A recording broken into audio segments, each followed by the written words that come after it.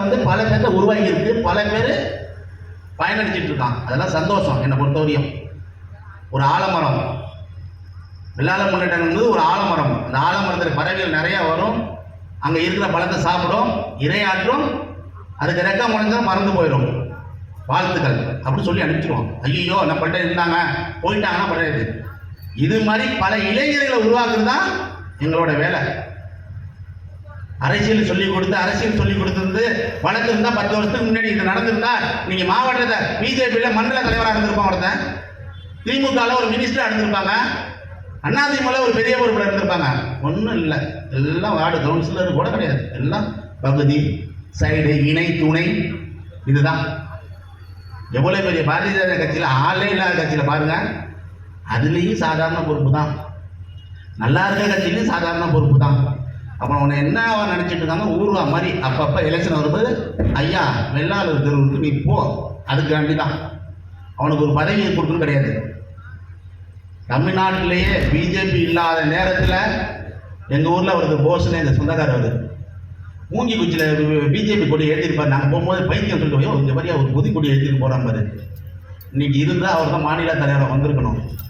ஒரு சாதாரண ஒரு மாவட்ட செயலாளர் வரை தான் வந்தாங்க. அப்போனா இவங்களோட எண்ணம்னா என்ன, இந்த சமுதாயத்தை வளரக்கூடாது, இந்த சமுதாயத்தை நமக்கு கீழே வச்சுக்கணும். அதெல்லாம் அந்த காலம்பா. வருங்காலில் பாருங்கள், உங்களுக்கு எங்களுக்கு எங்கள் பிஜேபியில் இருக்கிற எங்கள் ஆளுங்களுக்கு நீ பொறுப்பு கொடுக்குறேன்னா நான் வீடு வீடாக போய் பேசுவேன். நீ என் மான சூடு சொல்கிறேன்னா இல்லையா வெளியில் வாங்குவேன்.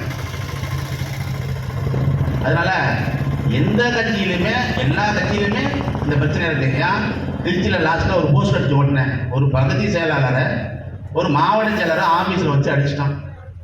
திருச்சியில் இருக்கிற சங்கங்கள் அத்தனையுமே தூங்கிக்கிட்டு இருந்துச்சு, படுத்து தூங்கிட்டு இருந்துச்சு. எனக்கு செய்தி கிடைச்சோன்னே ஒரு லைவ் வீடியோ போடுறேன். அந்த லைவ் வீடியோ போட்டோன்னா அவங்க சொல்கிறாங்க, அவர் வந்து தஞ்சாவூர்ல, திருச்சிலாம் அவருக்கு ஆள் இல்லைங்க, அவர் ஒன்றுமே பண்ண மாட்டாருங்க அப்படின்னு சொன்னேன்னா அவர் மெத்தனை போக்கில் அப்படி படுத்து வந்தார். மறுநாள் அடித்து ஒட்டின போஸ்ட்டு அடித்த போஸ்ட்டில் ஆண்டவனுக்கு கேட்ட மாதிரி இல்லையா மாவட்ட செயலர் கேட்டுச்சு. அல்லன்னா பகுதி செயலாளர்கிட்ட போய் மன்னிப்பு கேட்டேன், இன்னைக்கு சீட்டு கிடைக்காம போச்சு. புரியுதுங்களா? நான் அடித்த போஸ்ட்டு ஆண்டவனுக்கு கேட்டுச்சு இல்லையா, ஐயா எடப்பாடி கேட்டுச்சு, எடப்பாடி சீட்டு கொடுக்கல. புரியுதா இல்லையா? அப்போ எங்கே நம்ம ஆளுங்க எங்கே செய்யறோம்னா அங்கே உள்ள ஆளுங்க தான் நம்மளை வந்து இதாக சொன்னோம், அவருக்கு ஆள் இல்லைங்க, எனக்கு இருக்கிற ஆள், நான் போஸ்டர்னா நான் முண்டாச்சு கட்டு நான் ஒட்டுவேன், எனக்கு என்ன விஷயம், எனக்கு எதுக்கு ஆள்? திருச்சியில் 1000 பேர் இருக்கா எனக்கு.